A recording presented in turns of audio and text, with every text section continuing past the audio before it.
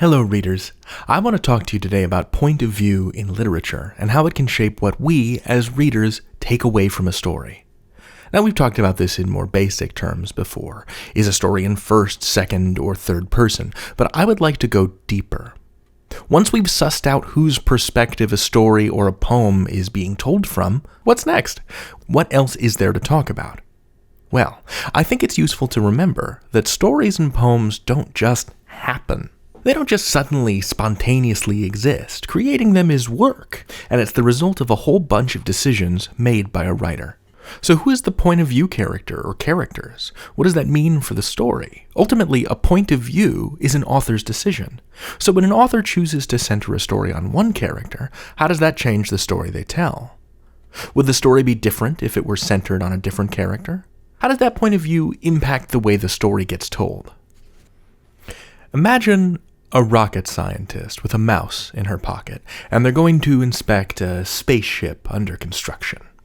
I'm going to give you two little snippets in what's called close third-person perspective, where there's a narrator, but their point of view is attached to a character. We get to see through their eyes, experience their thoughts. So first, we're going to hear from the rocket scientist. Leaving the lab, Dr. Harper strode confidently into the spaceship hangar, clipboard in hand, pet mouse in pocket. Launch day was only 8 months away, and Project Juno still had so many bugs to work out.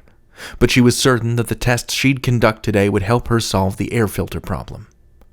The starship sat before her in a pool of light, a deep bluish-black craft.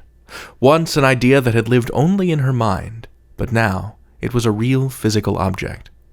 She dug around in her pocket and fed Persephone a sunflower seed. Now, let's take that again from the mouse's perspective.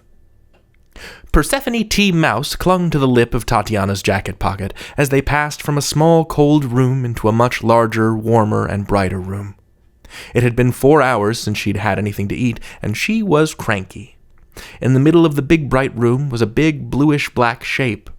Persephone didn't know what it was, and frankly, it looked kind of like a bird, which was weird and a little frightening. But it hadn't moved the last time Persephone and Tatiana were in there, and it wasn't moving now. So Persephone guessed it was asleep.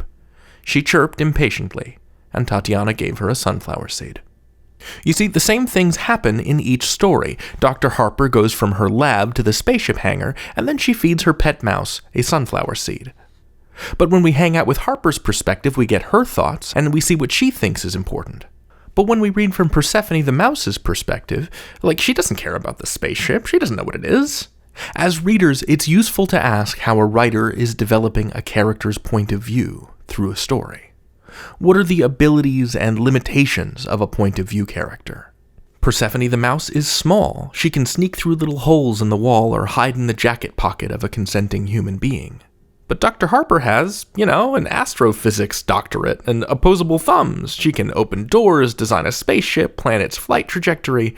This is kind of an extreme example because one of these characters is a human being and the other one is a mouse, but even among different people, we can imagine very different stories. Characters in stories are just like real people. They have strengths and weaknesses, knowledge about some things and ignorance about others. Sometimes they tell the truth and sometimes they lie. This is especially important in first-person books, where everything we read comes to us directly from the point of view character. You have to open yourself up to the possibility that the narrator can be wrong about stuff. They can perceive things incorrectly, or be blinded by their own assumptions, or just be confused. They could also just be lying. But they could also just be innocently wrong and confused. They could look at a spaceship and think it's a bird. Narrators that are wrong or misinformed or are actively trying to trick you are called unreliable narrators. Reading a book narrated by an unreliable narrator turns the relatively straightforward process of reading into a tug of war. How do I know I can trust what the narrator is telling me? Ask yourself, what does a narrator think, what do they feel, and what do they do? When you can answer all of those questions, you can begin to put their perspective into words. If you can identify the biases or the perspective or the ignorance of a point of view character, you can start to correct for it as you read, and use that understanding of the point of view to better understand the story as a whole. Something important to remember is that the storytelling character is not the same thing as the author. The author creates those characters and is literally the person who writes the words, but if I wrote a story about an ogre who eats children, that does not make me an ogre who eats children. I would never eat children. They taste horrible. You can learn anything. David out.